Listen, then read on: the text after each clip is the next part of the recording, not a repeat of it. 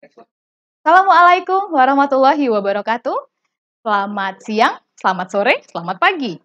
Apa kabar Anda semuanya? Semoga Anda semua dalam keadaan sehat. Saya harap dalam pertemuan kali ini, dalam mata kuliah hutan kota, kita semua siap secara bersama-sama mempelajari apa yang akan kita lakukan berikutnya. Nah, kali ini, dalam pertemuan kali ini, saya akan menjelaskan tentang pengaruh pencemaran udara terhadap tanaman. Nah, ini berhubungan juga dengan salah satu hutan kota yang akan kita bangun nantinya. Aspek-aspek tentang pencemaran ini harus Anda kuasai karena ini berhubungan dengan capaian mata kuliah. Salah satunya ada di dalam sub CPMK, di mana untuk mendapatkan desain sistem pengelolaan dan pembangunan hutan kota yang tepat, Anda semua harus bisa mengolah data, menganalisis data yang relevan, apa saja data-datanya ya, untuk membangun hutan kota terutama dari aspek pencemaran pohonnya. Pertemuan tentang kesehatan pohon, arborikultur kemarin sudah kita pelajari sebelumnya, dan kini kita akan membahas tentang apa saja sebenarnya aspek-aspek yang berkaitan dengan pencemaran pohon-pohon di kota. Pencemar mempengaruhi semua aspek yang ada di dalam pohon-pohon yang ada di kota. Pencemar mempengaruhi fotosintesis, mempengaruhi respirasi, mempengaruhi pertambahan tinggi dan diameter, ya, mempengaruhi juga jumlah daun, mempengaruhi produksi bunga dan buah, dan juga mengakibatkan perubahan fertilitas pada pohon itu. Apa maksudnya? Ya mengganggu bagaimana pohon itu berkembang biak, gitu. Nah, aspek pencemar ini dan pengaruhnya ini harus kita pelajari secara bersama, harus kita kuasai sebelumnya agar Anda semua bisa mudah dalam mengontrol apa saja yang Anda butuhkan untuk mencegah pohon-pohon yang akan Anda kelola ini menjadi sakit. Jadi kita harus memperhatikan aspek kesehatan pohon sehingga aspek-aspek pencemar ini harus kita pelajari. Apa sih sebenarnya efek dari pencemar? Tadi karena dia mempengaruhi, pertumbuhan, mempengaruhi diameter, mempengaruhi jumlah daun, mempengaruhi pernapasan, maka efek yang paling mudah muncul yang terlihat disebut efek akut sebenarnya. Ini, efek yang dinilai sederhana, sederhana saja disebut akut ya. Jadi efek yang respon yang pertama kali muncul saat terpapar terkena bahan toksik itu disebut dengan efek akut. Biasanya akan hilang setelah paparan kimia itu dihilangkan. Jadi di kulit-kulit pohon biasanya itu akan lebih mudah hilang. Sementara ada yang disebut dengan efek kronis. Efek kronis itu apa? Jadi efek yang sebenarnya dia itu bisa dikatakan terlihat bisa juga tidak. Jadi sewaktu-waktu ini bisa kumat gitu loh. Jadi, sudah ada tersimpan di dalam pohon itu yang kita tidak tahu udah berapa lama, bahan pencemar itu tinggal mengendap di dalam pohon dan ini bisa menjadi sesuatu yang akan muncul jika ada pemicunya gitu ya. Jadi, bisa berulang seperti penyakit yang menahun. Nah, gejalanya itu bisa tiba-tiba dan kadang-kadang bisa memburuk dengan cepat ya.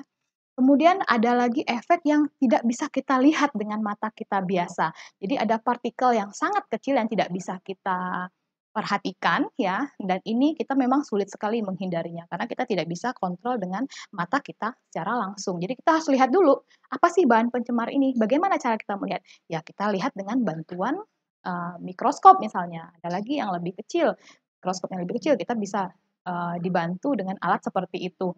Dan Eee, kadang-kadang ya, ya meskipun tidak terlihat kita bisa merasakan sebenarnya, bahan pencemar ini di kulit kita, hanya memang jika, komposisinya, jumlah ya, bobot bahan pencemar itu sudah cukup banyak menempel pada pohon itu.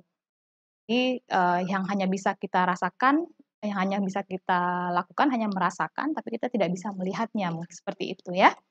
Kemudian ada pengaruh interaksi dari berbagai komponen lingkungan yang juga mempengaruhi proses di dalam tubuh tanaman. Jadi selain sifat pencemar ini punya sifat kimia, punya sifat fisik juga Anda bisa lihat pada bagan berikut ya.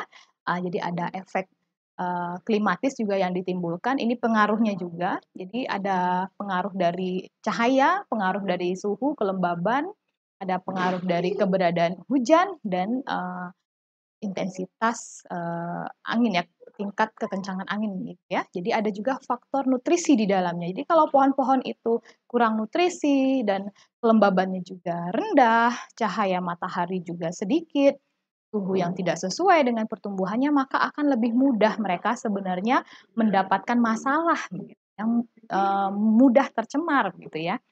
Ujung-ujungnya terjadilah proses akumulasi jika kita tidak pantau secara berkala.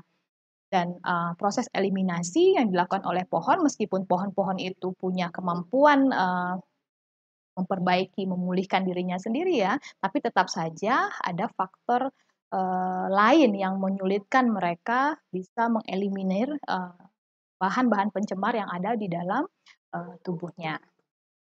Partikel padat berbeda dengan tadi partikel yang tidak bisa dilihat secara kasat mata ya. Ada partikel yang bisa kita lihat secara langsung, misalnya debu, pasir, abu. Nah ini merusak, sebenarnya yang paling dekat adalah pada pernapasan.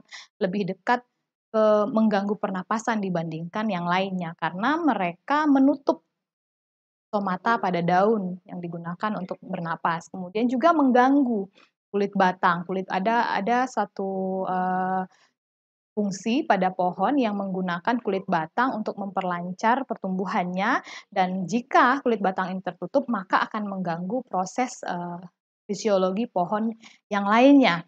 Jadi pada tumbuhan debu, pasir, dan abu ini mereka terjerap ya, dan bisa membiaskan juga memantulkan dan mengurangi intensitas cahaya yang masuk, yang terjerap di dalam badan pohon itu sendiri. Kemudian mereka juga dengan mudah bisa menempel pada permukaan daun, dan ini partikel-partikel seperti ini jika dalam waktu yang lama itu bisa bersifat korosif ya, bisa terjadi plasmolisis di dalam tumbuhan itu sehingga menutup lapisan epidermis, dan partikel yang korosif ini bisa menjadi toksik bagi pohon, mengganggu pertumbuhannya. Dan partikel ini juga bersifat higroskopis. Jadi mereka juga menghambat penyerapan air, dan Anda bisa memperhatikan gejala ini dengan efek pengembunan. Jadi ada pohon-pohon yang mengembun saat pagi hari, ada yang tidak begitu. Nah, ini juga bisa menjadi salah satu indikasi kesehatan pohon yang diukur dari keberadaan partikel yang ada di sekitar tempat tumbuhnya.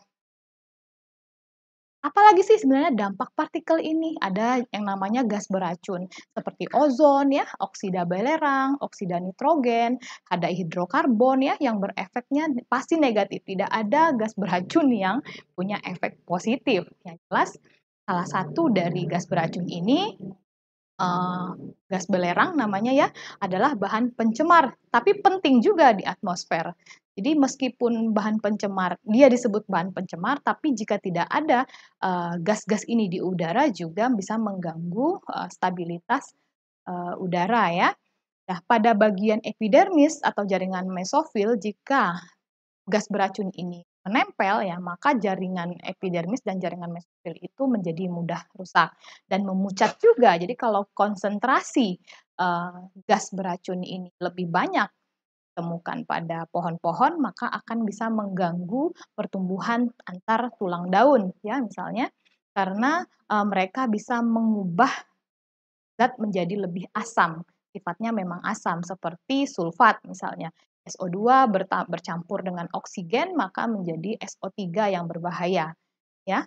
Jika bercampur dengan air maka bisa menjadi H2SO4 atau asam sulfat yang juga membahayakan bagi pertumbuhan pohon. Kadarnya bagaimana? Kalau konsentrasinya masih 0,1 sampai 0,5 ppm ya, itu bisa merangsang pembukaan stomata. Mekanismenya bagaimana? Gas itu bisa langsung masuk ke sel penjaga dan gas bisa masuk ke dalam jaringan. Nah, di sini Anda bisa lihat pada yang di atas ya, ini berhubungan juga dengan kondisi atmosfer.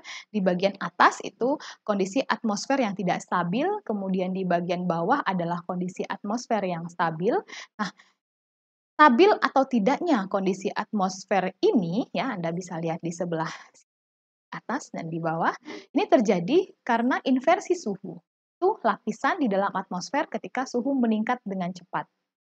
Coba Anda perhatikan di paling atas, kondisinya tidak stabil karena suhu di siang hari ya meningkat ya, kemudian bawah itu lebih stabil sifatnya. Jadi ada ada inversi membantu atmosfer ketika suhu itu meningkat lebih cepat. Inversi suhu itu apa? Jadi membatasi proses pencampuran vertikal antar udara yang tercemar dengan udara yang lebih bersih. Jadi ada pertukaran udara ya yang terjadi secara vertikal, horizontal di bawah inversi. Syaratnya adalah konsentrasi polutan udara lebih tinggi. Jadi ada suatu mekanisme tersendiri kalau konsentrasi polutan udara itu lebih tinggi maka akan terjadi inversi suhu. Lingkungan akan mengubah sesuaikan sebenarnya, membantu memulihkan dirinya jika terjadi gangguan. Ini salah satu bukti di alam yang dapat mudah kita pelajari. Faktor-faktor lain apa sih sebenarnya yang dapat mempengaruhi dispersi? Dispersi itu penyebaran polutan udara di perkotaan. Yang pertama adalah faktor iklim.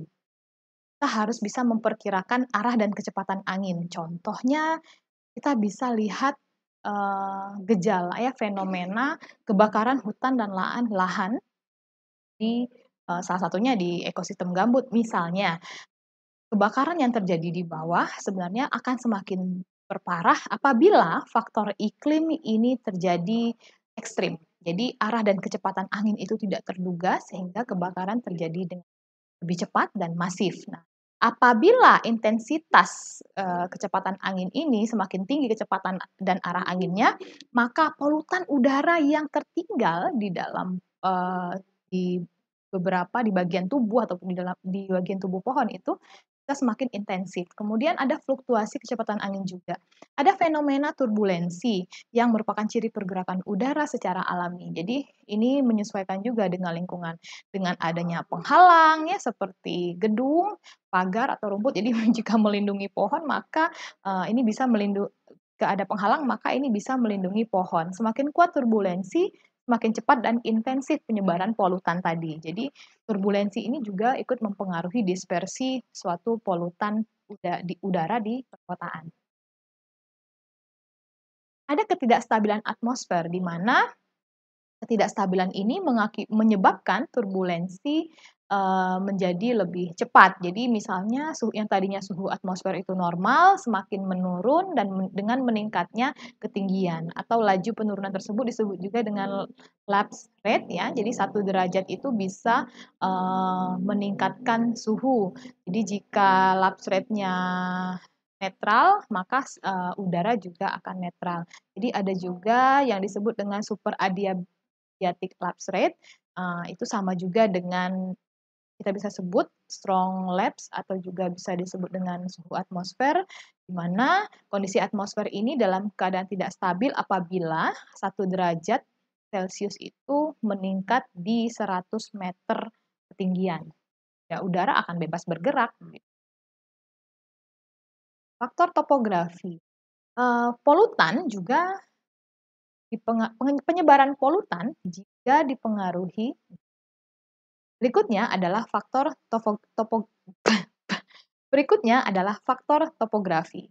Konsentrasi polutan udara ini semakin parah ya jika terletak pada daerah lembah atau cekungan. Kita bayangkan saja polutan ada di lembah ya, mereka ada di bawah, kemudian jika udaranya semakin dekat, ada intensitas angin yang cukup tinggi, maka mereka akan terdistribusi ke lembah atau cekungan itu, semakin mudah mengendap di situ. Nah, sumber pencemar contohnya yang di pantai dipengaruhi oleh pola aliran angin laut dan angin darat.